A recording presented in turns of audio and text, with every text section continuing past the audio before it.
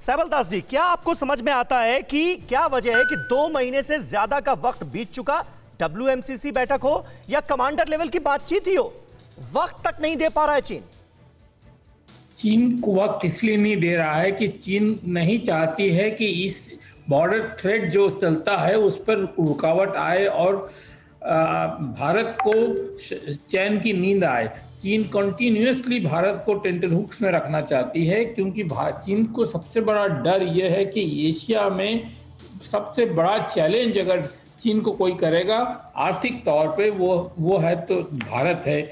Diplomatic और दुनिया में जो इज्जत कमाने वाली बात होती है उससे अगर कोई चैलेंज करेगा अगेन भारत ही है। इसीलिए ये थ्रेट परसेप्शन को चीन कभी भी कम नहीं करना चाहती है। तो ये हमें मान के चलना पड़ेगा कि कंटिन्यूअसली हमको चीन पर वॉच रखना पड़ेगा, हमको तैयारियां करनी पड़ेगी। और सबसे बड़ी लड़ाई जो हमने गलवान से शिक्षा प्राप्त की है और उसको इम्प्लीमेंट कर रहे हैं वो है हम लोग कोऑर्डिनेटेड तरीके से कर रहे हैं। हम आर्थिक लड़ाई, डिप्लोमेटिक लड़ाई, दुनिया के साथ रिश्ते बढ़ाना और बॉर्डर पे नजर रखना, सारे काम एक साथ कोऑर्डिनेटेड तरीके से होने लगा है।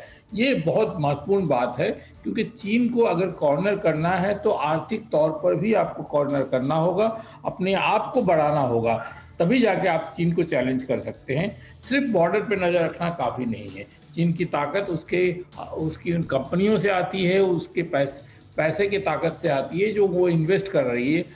और चीन को पता है कि उनके जो प्रिंसलिंग है, जैसे जनरल बख्शी ने कहा, उनसे वो लड़ तो नहीं पाएंगे। इसीलिए वो टेक्नोलॉजी पे बहुत ज़्यादा निर्भर है। चीन ज़्यादा से ज़्यादा पैसा टेक्नोलॉजी पे खर्चा कर रही है। हमें भी तकनीकी तौर से आगे बढ़ना है और दुनिया भर में हमारे आईटी के बच्चे, हमारे टेक्नोलॉजी के बच्चे कमाल काम कर रहे हैं। किसी तरह से उन लोगों को कोऑर्डिनेट करके वो जो दिमाग की शक्ति है उसको एकत्र करके हमें अपनी टेक्नोलॉजी, अपनी डिफेंस टेक्नोलॉजी को बढ़ाना है, इम्प्रूव करना है, तब जाके हम चीन को चैलेंज कर सकते हैं। बिल्कुल बिल्कुल। और इस वक्त सैबल दास जी, क्योंकि शहीदों के परिवार वाले भी हमारे साथ मौजूद हैं, शहीद सिपाही गुरतेज सिंह के भाई प्रीत हमारे साथ मौजूद हैं। प्रीत, ये बताइए कि अब 1 साल पूरे हुए, बरसी मनाई जा रही है गलवान झड़प की, और हम याद कर रहे हैं उन शहीदों को जिन्होंने देश के लिए अपनी जान न्यौछावर कर दी, कुर्बान कर दी। देश सलाम करना चाहता है आज एक बार फिर उन तमाम जांबाजों को, उन शहीदों को, लेकिन आप और आपका परिवार देश से क्या कहना चाहेगा आज?